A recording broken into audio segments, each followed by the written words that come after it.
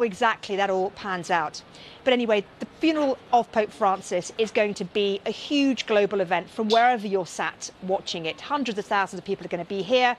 Hundreds of millions of people will watch it around the world. And the thing to reflect about now is the theme of Pope Francis's papacy. And one of the key themes of that was the deep concern that he had for migrants and those fleeing conflict. You hear it time and time again.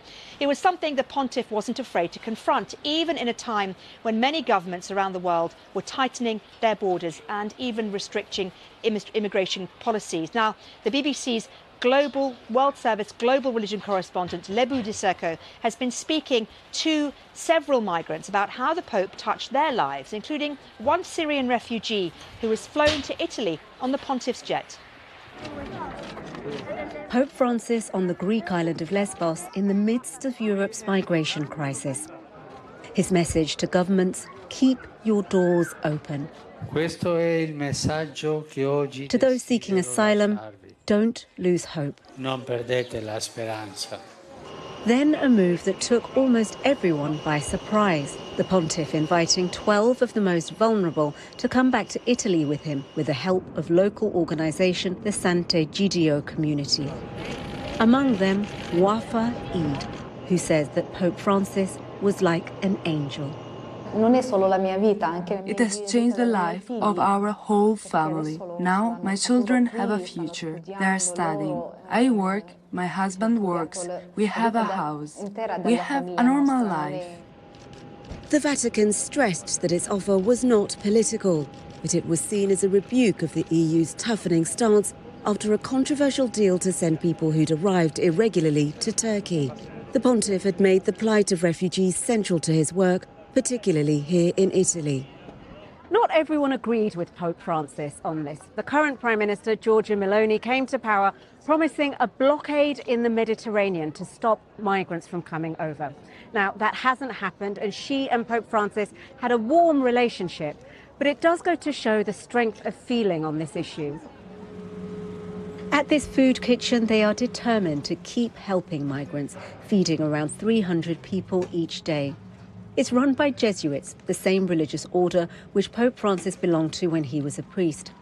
It's a first port of call for new arrivals, offering food and medical services and later helping them to integrate. Cedric came to Italy from the Democratic Republic of Congo. When the Pope was about to set out for his Africa tour in 2023, Cedric was invited to the Vatican along with other migrants. I was very happy because I felt that I was seen, because sometimes migrants are invisible. And to be in front of the Pope and to hold his hand, for me it was a great gesture. I ask what he will remember of Pope Francis. The thing that really stayed with me was his smile, when he greeted me, when he held my hand. That is the image I see when I think of the Pope. Lebo Diseko, BBC News, Rome. Well, I'm joined now by our global religion correspondent, Lebo Diseko. Lebo, that was a lovely piece there, and so much love for the Pope from the people you spoke to. Yeah, Mariam, the thing that Wafa, the lady at the top who was on the plane with Pope Francis, said to me when I asked her how she remembered him was that he was like an angel. He changed her whole family's life. Before that trip, she was living in a tent on Lesbos with her 2 children, her husband. She didn't even have any proper protection from the elements, let alone water, food, knowing that she was going to get those on a regular basis. And so to be taken on the pontiff's plane and now to be living in Italy and making a life here was just something she couldn't really put into words.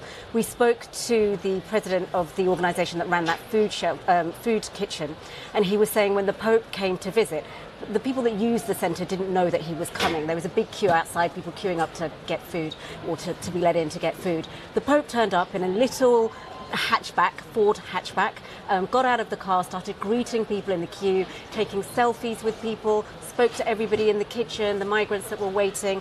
And the thing that keeps coming up is people say that they felt seen, they felt that he recognised their humanity. One gentleman from Cameroon saying to me that he never expected someone as big as the Pope to recognise or have time for somebody like him. So I think that was the impact he had on the people he spoke to. 1.4 billion Catholics around the world. What do you think the hope is for the papacy going forward now? It's difficult because I'd imagine for each believer they want something slightly different. But I'd say broadly there are maybe 2 or 3 camps. There are those who would like a return to more traditional focus on doctrine, maybe more conservative doctrine than we've seen during Pope Francis's papacy. Some people were quite upset about things like the reforms or liberalization of the approach to, let's say, gay couples. There are also people who would like to see Pope Francis's emphasis on social justice, climate change, care for the poor maintained. And he was very vocal in speaking up to world leaders when he felt they weren't fulfilling that. Interestingly, in the place where Catholicism is growing the fastest, Africa, you may get a combination of that. People that are socially conservative but want to see that concern for things like climate change continue. Lebo, great to talk to you. Thank you very much indeed. Well, as Lebo said there, the Pope's 12 years in the Vatican were off